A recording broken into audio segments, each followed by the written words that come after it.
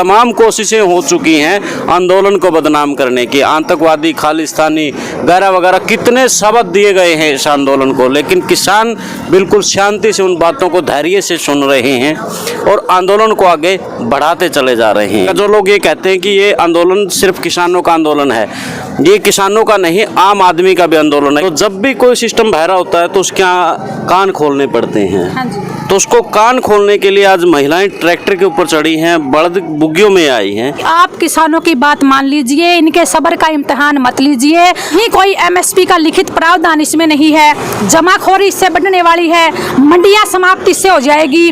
और इसे निजीकरण की जहां तक बात है, निजीकरण को बढ़ावा मिल रहा है और आज किसान अपने हक की लड़ाई लड़ रहा है। किसी से कोई भीख नहीं मांग रहा, किसी के बाप की कोई जागीर नहीं मांग रहा और किसान अपने हक की लड़ाई आखिर दम तक लड़ेंगे और जीतेंगे।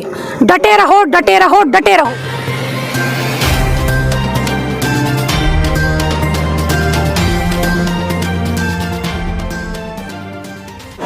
सभी को नमस्कार, राम राम। मैं कुलदीप खंडेलवाल। आज किसान आंदोलन जैसे कि 45 दिन से चला हुआ है, तो आज टोल प्लाजा पे पहुंचे हैं हम नरवाना में।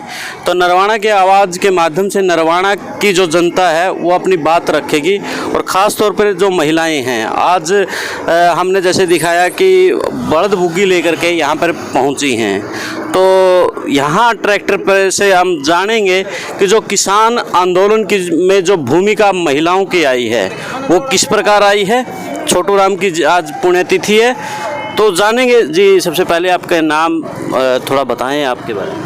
मैं सुदेश शोकंद बड़नपुर से, पेशे से मैं वकील हूँ और आज मैं यहाँ बद्दोवाड़ा टोल प्लाजो पे किसानों का जो आंदोलन पिछले 45 दिनों से चला हुआ है उसके समर्थन में यहाँ पे पहुँची हूँ। इससे पहले भी मैं दिल्ली टिकरी बॉर्डर पे वहाँ पे किसान आंदोलन में शामिल होके आई हूँ। पिछले ही दिनों में गई थी वहाँ पे और स्टार्टिंग से ही मैं इस आंदोलन के समर्थन में हूँ, उनका पूरा सहयोग कर रही हूँ। और आज भी जहाँ महिलाओं के सहयोग की बात है तो मैं कहना चाहूँगी कि महिलाएँ हर कदम में पुरुषों के साथ कंधे से कंधा मिला के चल रही है और आज भी इतनी ही तादाद में यहाँ पे पुरुष शामिल है इस आंदोलन में और इतनी ही संख्या में महिलाएं भी पूरे जोर शोरों से, पूरे सहयोग के साथ महिलाएं भी पुरुषों के साथ यहाँ पे कंधे से कंधा मिला के खड़ी हुई हैं और यहाँ अपना योगदान दे रही हैं। तो मैडम, जैसे कि हम एक बात कहें, एक प्रकार से हमारी बहरी सरकार है, हमारा जो सिस्टम है, आज जो हमारी व्यवस्था की बात करें वो भी बहरा हो चुका है एक प्रकार से। तो जब भी कोई सिस्टम बहरा होता है तो उसके कान खोलने पड़ते हैं। तो उसको कान खोलने के लिए आज महिलाएं ट्रैक्टर के ऊपर चढ़ी हैं, बड़द बुग्गियों में आई हैं। इसके ऊपर आप क्या कहेंगी?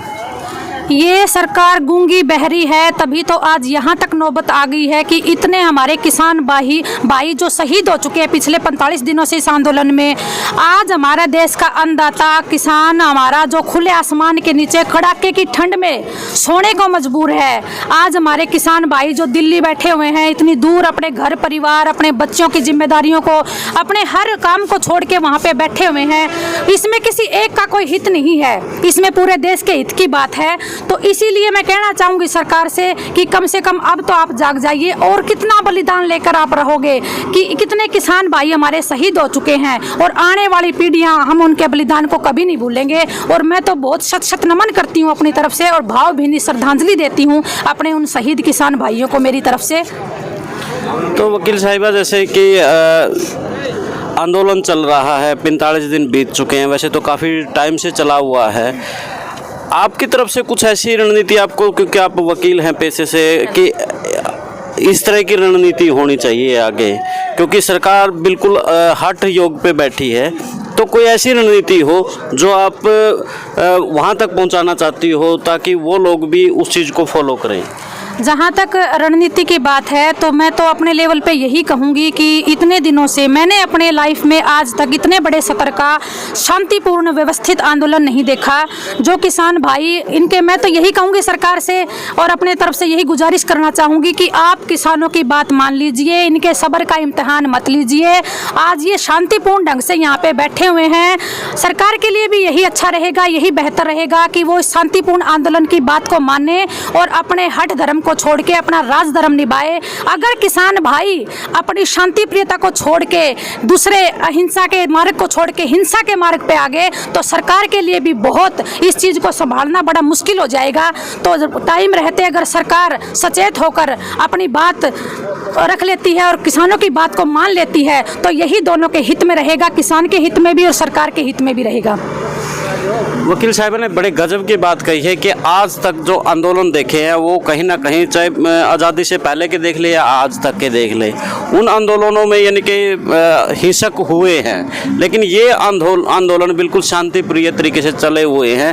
यानी कि जो भी उपद्रवी वगैरह है तमाम कोशिशें हो चुकी हैं आंदोलन को बदनाम करने की, आतंकवादी, खालिस्तानी वगैरह वगैरह कितने शब्द दिए गए हैं इस आंदोलन को, लेकिन किसान बिल्कुल शांति से उन बातों को धैर्य से सुन रहे हैं और आंदोलन को आगे बढ़ाते चले जा रहे हैं। तो मैडम जैसे कि किसान आंदोलन जो कृषि बिलों के ऊपर जो बात है, संशोधन की बात है, किसान कह रहे हैं कि हम रद्द कहते हैं, सरकार कहती है संशोधन होना चाहिए, तो दोनों के बीच में आज टकराव है। हाँ जी, यही टकराव की जहाँ तक बात है, जो ये कृषि कानून सरकार 3 लेके आई है, सबसे पहले तो मैं सरकार से यही सवाल करना चाहूँगी कि कोरोना काल में जब हर आदमी, सारी जनता अपने घरों में कैद थी, तो ऐसी क्या अर्जेंसी, ऐसी क्या इमरजेंसी आई हुई थी जो इनको ये कानून लेके आने पड़े। और जहाँ तक मेरा व्यक्तिगत सुझाव है, राय है, मैं नहीं मानती कि किसान के हित में है। कहीं कोई MSP का लिखित प्रावधान इसमें नहीं है, जमाखोरी इससे बढ़ने वाली है, मंडियाँ समाप्त इससे हो जाएगी और इसे निजीकरण की जहाँ तक बात है, निजीकरण को बढ़ावा मिल रहा है। ये किसानों के हित में नहीं, ये चंद लोगों के हित की बात सरकार कर रही है। और आज किसान अपने हक की लड़ाई लड़ रहा है, किसी से कोई भीख नहीं मांग रहा, किसी के बाप की कोई जागीर नहीं मांग रहा, और किसान अपने हक की लड़ाई आखिर दम तक लड़ेंगे और जीतेंगे। डटे रहो, डटे रहो, डटे रहो। मैडम बड़ी अच्छी बात कही है जमाखोरी को लेकर के। जो लोग सर्दी में अब अपनी गुदड़ियों में बैठे हैं उनके लिए खास बात है। अगर जमाखोरी होने लगी नहीं, जो चीज़ आज 60 तक भी आलू पहुंच गए हैं, 80 तक प्याज पहुंच गया है, तो वो अपना 150-200 लग भी मिलेगा। क्योंकि आपने देखे हैं कि मॉल के अंदर फूल गोभी का 200 रुपया का एक वो फूल मिला है। यही जमाखोरी की एक खास बात है, क्योंकि जमाखोरी पे अब तक कानून ये था कि आप जमा नहीं कर सकते फल और सब्जी वगैरह, लेकिन अब कर सकते हैं। तो जो जमाखोरी है वो आम आदमी के लिए खतरनाक है। जो लोग ये कहते हैं कि ये आंदोलन सिर्फ किसानों का आंदोलन है, ये किसानों का नहीं, आम आदमी का भी आंदोलन है। क्योंकि आपको जो भी चीज़ें ज़रूरतों की होती है घर में रसोई से चलती है, और वही रसोई किसान चलाता है। जी मैडम, आपके चैनल के माध्यम से मैं कहना चाहूँगी कि सरकार किस विकास की बात कर रही है, जब आज देश का किसान, देश का अन्नदाता, जो देश के अर्थव्यवस्था की रीढ़ की हड्डी है, जब वही सड़कों पे है तो विकास कहाँ दिख रहा है आपको। देश किसान है तो देश है, किसान बचेगा तो देश बचेगा।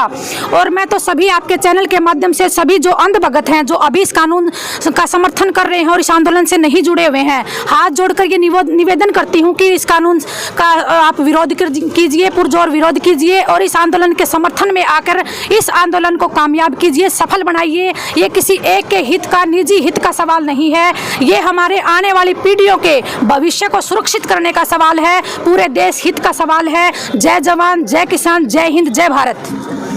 तो जैसे मैडम ने कहा कि ये यानी कि जो कानून है, ये कृषि बिल है, ये जो आने वाला समय है, आज हमें इतना इसका नुकसान फ़ायदा इतना नज़र नहीं आ रहा है, लेकिन आप 2-4 साल के बाद देखना इसका कितना ज़्यादा नुकसान होगा। तो इन्हीं शब्दों के लिए जिंदाबाद।